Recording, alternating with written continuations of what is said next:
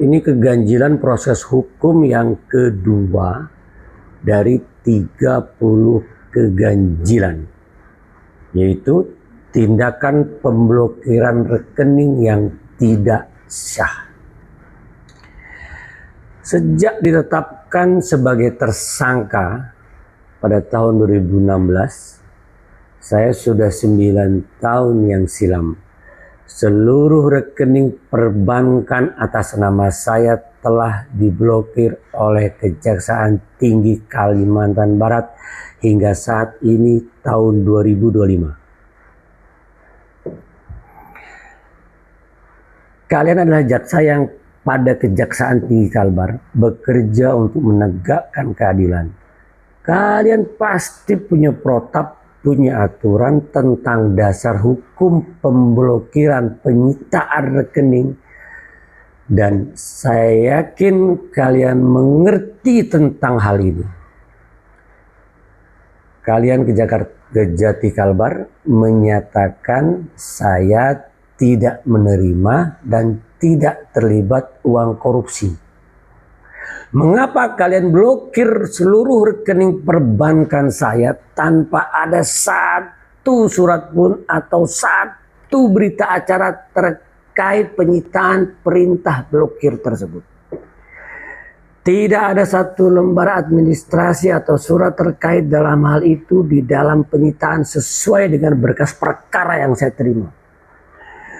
Bahkan salah satu rekening saya yang diblokir adalah rekening pembayaran gaji yang saat itu namanya KPE, Kartu Pegawai Elektronik, yang hanya didebet oleh pemerintah Provinsi Kalimantan Barat sebagai pendapatan gaji. Itu pun Anda blokir. Tindakan intercept penelusuran analisis PPATK ini karena diduga ada pihak yang dilindungi oleh jaksa. Kalau kalian penyidik mau jujur, 99,9% luput, berarti saya yakin ada 2 orang pegawai pertanian saat itu transaksi rekeningnya sangat patut diduga dipertanyakan.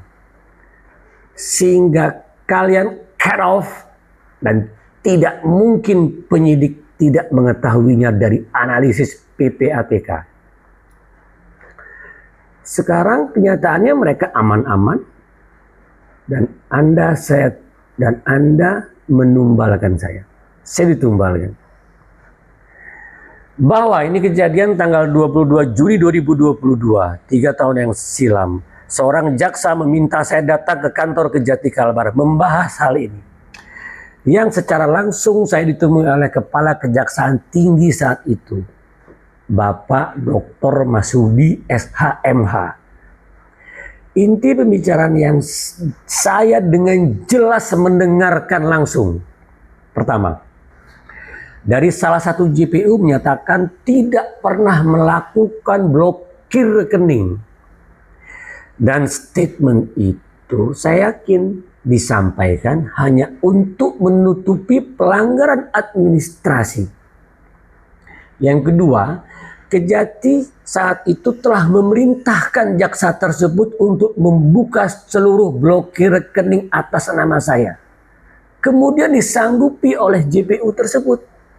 Faktanya apa? Sudah 9 tahun kalian tidak pedulikan ini.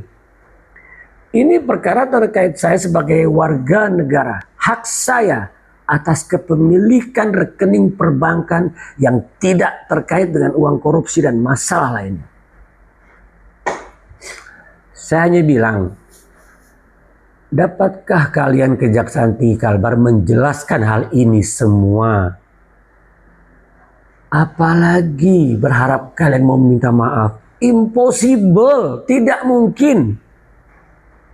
Berat apa kalian membuka rekening saya? Toh tidak ada masalah di rekening itu. Wahai kalian Kejaksaan Tinggi Kalbar, kalian memang punya kewenangan saat itu untuk mengatur hukum. Namun seandainya Anda terpaksa menerima uang demi meringankan atau membebaskan orang yang bersalah, itu urusan kalian. tetapi akan datang karma untuk Anda dan keluarga Anda jika dengan sengaja saya yang tidak bersalah Anda paksa menjadi bersalah, sehingga jadi tersangka dan akhirnya terpidana saat ini.